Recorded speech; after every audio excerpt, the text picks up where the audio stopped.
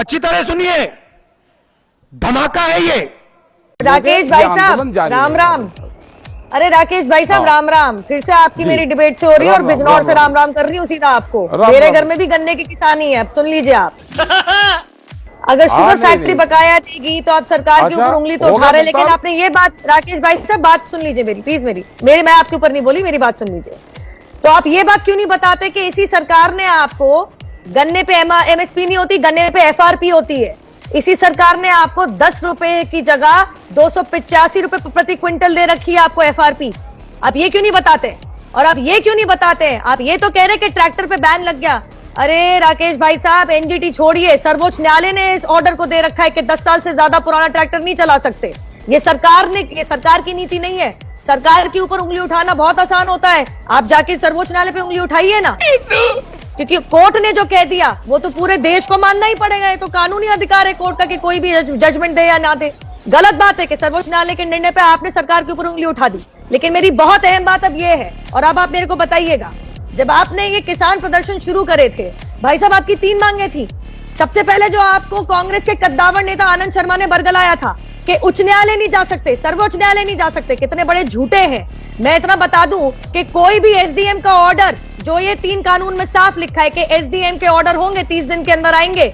इस देश में मौलिक अधिकार है इस देश के नागरिक का कि आर्टिकल 32 और 226 के अधीन कोई भी नागरिक यहाँ पे एसडीएम के ऑर्डर के खिलाफ उच्च न्यायालय, सर्वोच्च न्यायालय जा सकता है। रिट ज्यूरिसडिक्शन कहा जाता है इसको। तो ऐसा इतना बड़ा झूठ बोल दिया, फिर भी सरकार ने पलट के कहा ठीक है, आप सिविल कोर्ट जाना चाहते हैं आप जाइए।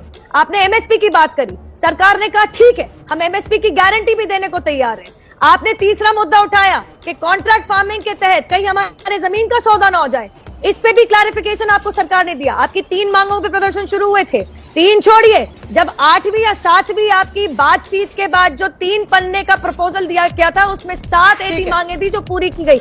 आप क्रोनोलॉजी समझ लीजिए। लेकिन मेरा आज एक सवाल है आपसे, ये तो कॉन्करेंट लिस्ट के कानून है भाई साहब, ये कॉन्करेंट लिस्ट के ट्रेड कॉमर्स के कानून है, ये कृषि कानून नहीं है। जरा कभी किसी राज्य सरकार से आपने उंगली उठा के पूछा है कि चलो केंद्र सरकार कह रही है एमएसपी की गारंटी हम लेते हैं, लिखित में देंगे कॉन्करेंट लिस्ट के कानून के अंदर? कभी आपने कृषि कानून पारित करने वाले हकदार राज्य सरकार से कहा है कि अपने कृषि कानून में लिखो कि एमएसपी की गारंटी लो, अपने कृषि कानून में लिखो कि 100% तुमसे खरीद करेंगे? अरे ये क्या करेंगे जिन्होंने फल सब्जियों को एपीएमसी एक्ट से बेदखल कर दिया था। फिर पवन जी फौरन आ रही हूँ। टिकैत साहब इसका जवाब दीजिए, फिर पवन जी को। आप एक तरफ तो कहते हैं स्वामीनाथन कमेटी का लागू करो, एमएसपी उसके हिसाब से खरीद करो। उन्होंने रिकमेंडेशन में कहा था 1.5 गुना होनी चाहिए।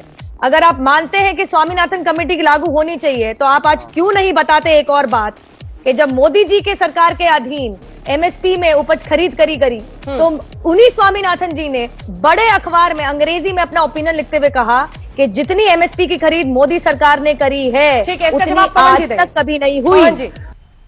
मजा आया, और मैं ये जो मजा है हिंदुस्तान के हर व्यक्ति को देना चाहता हूं।